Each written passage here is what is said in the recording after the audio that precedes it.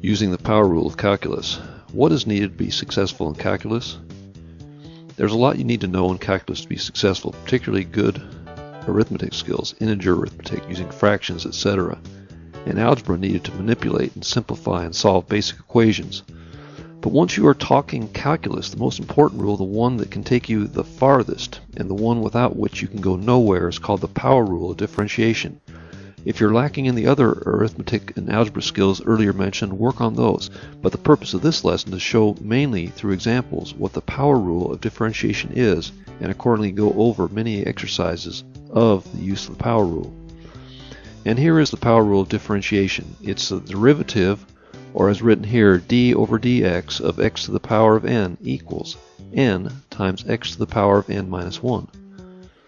And here are the problems we'll be working on in this lesson using the power rule of differentiation. There are 20 problems here, and take a good look at them. If these problems seem too easy to you, this lesson may not be worth your time. Even though some of these problems might be easier done with the help of another technique, such as the product rule or quotient rule, we'll use the power rule alone if at all possible. To get as much as possible from these exercises, I recommend stopping the video as each problem is presented, trying to work out the problem, then playing ahead to see if you did it correctly. Since there are 20 problems, you should be able to get some decent practice. One more thing you should consider. Even though some portions of the technique of using the rule become obvious, I still plan on going through all the steps on each problem for the sake of completeness and consistency. The first problem we'll do, and we'll call it problem 1, is to differentiate f of x equals 196.7. The power rule applies to polynomial terms with x to the power of something. It may not be apparent, but this polynomial term can be written as x to the certain power. This is 196.7 times x to the power of 0. And using the power rule, we multiply by that exponent 0 and get 0 times 196.7 x to the negative 1 power. And since 0 times anything is 0, we end up with the answer that f prime of x is 0. And this is a big concept from the product rule, and that is that the derivative of any constant is 0, and we should see why it should be so. What is the slope of any constant function? Since the constant function is a horizontal line, its slope will be 0 anywhere on that line, so the derivative of a constant function is 0. And we box in our answer as correct. Next problem, problem 2, to differentiate the square root of 35. Well, this can be rewritten as f of x equals the square root of 35 times x to the power of 0. Using the power rule, we get f prime of x equals 0 times the square root of 35 times x to the power of negative 1. And since anything times 0 is 0, we have f prime of x equals 0. And we box in our answer as correct.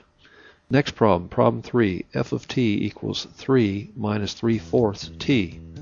We already know that the derivative of 3, like that of any constant, is 0, but we'll include it in the rewrite. F of t equals 3 times t to the 0 power minus 3/4 t to the first power. And using the power rule, we get f prime of t equals 0 times 3t to the negative 1 power minus 1 times 3/4 t to the 0 power. The constant term becomes 0, and the t to the 0 power is 1, so they both cancel in a different manner. So we have f prime of t equals negative 3/4, and we box in our correct answer. Here's another concept. If you're differentiating a variable to the first power, the derivative is just the coefficient of the undifferentiated variable, and in this problem that coefficient is negative 3/4. Next problem, problem 4, f of x equals 1/2 x to the 6th power. The first thing we do is look at the power the variable is being raised to, and that's x to the 6th power. We'll differentiate by moving that exponent 6 in front of the expression, and then we subtract 1 from the exponent, and that will be 6 minus 1. So we have f prime of x equals 6 times 1/2 x to the 5th power. And simplifying further, we have 1/2 of 6, or 6 divided by 2, which is 3. So we have f prime of x equals 3x to the 5th power, which we box in as our correct answer. Next problem, problem 5, f of x equals 2x squared minus 5x minus 6. Rewriting all the terms with variables to the power of something, we have f of x equals 2x squared minus 5x to the first power plus 6x to the 0 power. And using the power rule to differentiate, we have f prime of x equals 2 times 2x to the first power minus 1 times 5x to the 0 power plus 0 times 6x to the negative 1 power. And this simplifies to f prime of x equals 4x minus 5. And we box in this as our correct answer. Next problem, problem 6, f of t equals 1/2 t to the 5th power minus 4t cubed plus t. The first step is to write every term as t to the power of a number. That means that we'll rewrite t as t to the 1st power. Now using the power rule to differentiate, we have f prime of t equals 5 times 1/2 t to the power of 4 minus 3 times 4t squared plus 1 times t to the 0 power. And multiplying and canceling, we have f prime of t equals 5/2 t to the 4th power minus 12t squared plus 1. And we box in our correct answer. Problem 7, f of t equals 1/3 quantity t cubed plus 9. The first thing we'll do here is apply the distributive property of algebra and multiply the 1/3 by both terms that are inside parentheses. And we get f of t equals 1/3 t cubed plus 3. Then we rewrite 3 as 3 times t to the 0 power, and we get f of t equals 1/3 t cubed plus 3t to the 0 power. And now differentiating using the power rule, we get f prime of t equals 3 times 1/3 t squared plus 0 times 3t to the negative 1 power. And since 3 times 1/3 is 1 and 0 times anything is 0, we're left with f prime of t equals t squared, which we box in as our correct answer. Problem 8, h of x equals quantity x minus 3 times quantity 3x plus 2. We could use the product rule for this one, but we're going to try to solve everything here with the power rule alone. So we arrange to multiply all terms by each other in each of the two binomials using the distributive property of algebra. And multiplied out, this becomes h of x equals 3x squared minus 9x plus 2x minus 6. And combining the like terms, we get h of x equals 3x squared minus 7x minus 6. Next, we'll do a rewrite as powers of x. So we have h of x equals 3x squared minus 7x to the 1st power minus 6x to the 0 power. And applying the power rule, we get h prime of x equals 2 times 3x to the 1st power minus 1 times 7x to the 0 power minus 0 times 6x to the negative 1 power. And multiplying and canceling the constant term, we get h prime of x equals 6x minus 7. And lastly, we box in our correct answer. Problem 9, a of s equals negative 12 over s to the 4th power. What we'll do with this one is rewrite the function in what I call calculus-friendly form. You may be one of those who say that there is no such thing, that calculus is never friendly, but what I mean is that the variable to a power in the denominator is not ready to differentiate using the power rule. So it is not yet what I call calculus-friendly. To make this ready to differentiate, we use one of the laws of exponents, and you move the variable to the top of the division bar and change the sign of the exponent. So we have a of s equals negative 12s to the power of negative 4. Next, we'll apply the power rule and differentiate. We get a prime of s equals negative 4 times negative 12s to the negative 5th power. Next, we simplify and get a prime of s equals 48s to the negative 5th power. And finally, we'll rewrite the function back in its original form. At the beginning, we had a variable in the denominator with a positive exponent, so now we have a prime of s equals 48 over s to the 5th power. Then we box in our answer is correct. Problem 10, b of y equals cy to the negative 5th power. This problem is already in calculus-friendly form, so we can go ahead and differentiate. We get b prime of y equals negative 5c times y to the negative 6th power. Now I'll just rewrite the negative 5 without parentheses. You shouldn't let that c trouble you. It's just a constant. Higher letters in the alphabet, such as a, b, and c, are often used as constants. And we box in our correct answer. Problem 11, g of t equals 2t to the negative 1/2 power. This problem is already in a calculus-friendly format, all ready to differentiate. So g prime of t equals negative 1/2 times 2t to the negative 3/2 power. 1/2 of 2 cancel each other at equal 1, so we end up with what's left, and it's g prime of t equals negative t to the negative 3/2 power. And we box in our correct answer. Problem 12, h of t equals the cube root of t. Here we have a function in radical form. Calculus-friendly form is not the radical form, but rather rational form. And rewritten in rational form, this function becomes h of t equals t to the 1/3 power. And using the power rule to differentiate, we get h prime of t equals 1/3 t to the negative 2/3 power. We got negative 2/3, by taking 1/3 and subtracting 1 from 1/3. Now we have accomplished the problem, but since the problem started out in radical form, we'll convert our answer to radical form to be in the form we started with, and it will be h prime of t equals 1 over 3 times the cube root of t squared. And now we box in our answer is correct. Problem 13, y equals 5 over the cube root of x. This function has its variable in radical form. Now we'll convert this function into rational form, and it's y equals 5 times x to the negative 1/3 power. And using the power rule to differentiate, we get y prime equals negative 1/3 times 5x to the negative 4/3 power. And this simplifies to y prime equals negative 5/3 x to the negative 4/3 power. And returning to the radical form we started out with originally, we have y prime equals negative 5 over 3 times the cube root of x raised to the 4th power.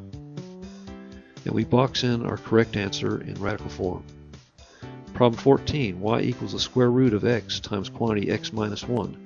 This is a problem that we could do using the product rule, but by distributing we will not need to use the product rule. The first thing we'll do is use the distributive property of algebra and multiply the square root of x by each term inside parentheses. And using that property, we get y equals the square root of x times x minus the square root of x. Now going to rational form, we get y equals x to the 1/2 power times x to the 1st power minus x to the 1/2 power. And further simplifying, we get y equals x to the 3/2 power minus x to the 1/2 power. And differentiating using the power rule, we get y prime equals 3/2 x to the 1/2 power minus 1/2 x to the negative 1/2 power. And rewritten back to radical form, we get y prime equals 3 square root of x over 2 minus 1 over 2 times the square root of x. And we box in our answer is correct. Problem 15, f of x equals 1/2 x to the 5th power, and 1/2 x is inside parentheses. The first thing we'll do is distribute the 5th power to everything inside the parentheses, and that gives us f of x equals 1 to the 5th power over 2 to the 5th power times x to the 5th power. Next we simplify the numbers and get f of x equals 1/32 times x to the 5th power. Next, applying the power rule of differentiation, we get f prime of x equals 5 times 1/32 x to the 4th power, which further simplifies to f prime of x equals 5/32 x to the 4th power. And we conclude by boxing in that answer is our correct answer. Problem 16, f of x equals x squared minus 3x plus 1 over x squared. If we know how to use it, the quotient rule might help us here, but expanding out the expression, we can just use the power rule of differentiation. We expand the function to f of x equals x squared over x squared minus 3x over x squared plus 1 over x squared. Then simplifying each term and writing each term as x to a power, we get f of x equals 1x to the 0 power minus 3x to the negative 1 power plus x to the negative 2 power. And differentiating using the power rule, we get f prime of x equals 0 times x to the negative 1 power minus negative 1 times 3x to the negative 2 power plus negative 2 times x to the negative 3 power.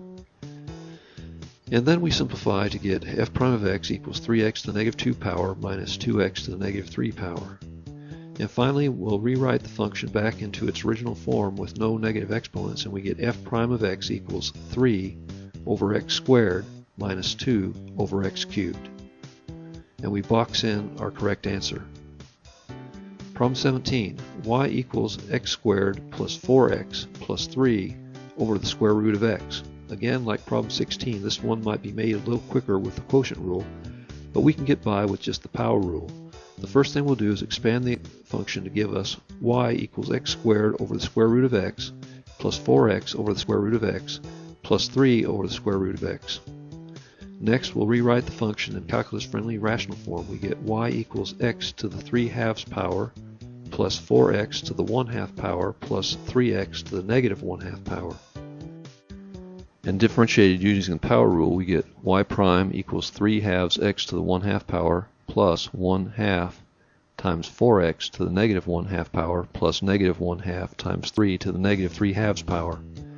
In simplified, we have y prime equals 3/2 x to the 1/2 power plus 2 times x to the negative 1/2 power minus 3/2 x to the negative 3/2 power.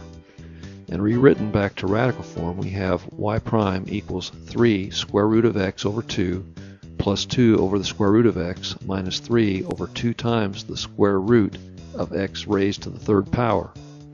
And we box in our answer as correct. Could we further rewrite this function as a single fraction with the square root of x as the denominator? I'm sure we could, but I'll leave that exercise for more ambitious students. Problem 18, g of x equals the square root of 2 times u plus the square root of 3u. The first thing we'll do here is break off the coefficient on the right term, so it becomes now g of u equals the square root of 2 times u plus the square root of 3 times the square root of u. Now we'll rewrite the variables as u to the power using a rational form. We have the square root of 2 times u to the first power plus the square root of 3 times u to the 1/2 power. Now we're ready to differentiate using the power rule. That differentiation is g prime of u equals 1 times the square root of 2 times u to the power of 0 plus 1/2 times the square root of 3 times u to the negative 1/2 power. And now we'll simplify the coefficients. We get g prime of x equals the square root of 2 plus the square root of 3 times u to the negative 1/2 power over 2. And changing our answer back to radical form as in the beginning, we have g prime of u equals the square root of 2 plus the square root of 3 over 2 times the square root of u. And we box in our answer as correct. Problem 19, y equals 4 times pi squared. If you recognize, or if I tell you that 4 pi squared is a constant, is it obvious what the answer is? I hope so, but going through the steps, we'll rewrite this expression as the power of a variable. So we have y equals 4 pi squared times x to the power of 0. Then differentiating using the power rule, we get y prime equals 0 times 4 pi squared times x to the negative 1 power. And because anything times 0 equals 0, we end up with y prime equals 0, which we box in as our correct answer. Problem 20, y equals a e to the power of v plus b over v plus c over v squared. What are all these letters over here on the right? The v is the variable. It's located in 3 places in each term. A, b, and c are constants, and e is also a constant. It's Euler's number. It's approximately 2.7183. What we'll do first is rewrite the function in calculus-friendly form in order to more easily differentiate. And it's y equals a times e to the v power plus b times v to the negative 1 power plus c times v to the negative 2 power. And here's the function differentiated. We have y prime equals a times e to the v power plus negative 1 times v to the negative 2 power plus negative 2 times v to the negative 3 power. And further simplified, we have y prime equals a times e to the v power minus b to the negative bv to the negative 2 power minus 2cv to the negative 3 power. And finally, we'll return the variables to a positive power by putting them back in the denominators as we started out. We have y prime equals a times e to the power of v minus b over v squared minus 2 over v cubed. Before we box in our answer, I will point out one more thing. You may have noticed that the original first term, a times e to the v power, was unchanged after differentiating. That's because the derivative of e to the power of a variable is unchanged when differentiated. And when I said that we were only going to use the power rule in this lesson, I lied, but only because of this one little part of this last problem. So now we'll box in our answer as correct. We've gone over quite a few uses of the power rule in this lesson. I hope it has been helpful. This is the one technique that is the most essential to master to be successful in calculus. This has been Using the Power Rule of Calculus. Thanks for viewing.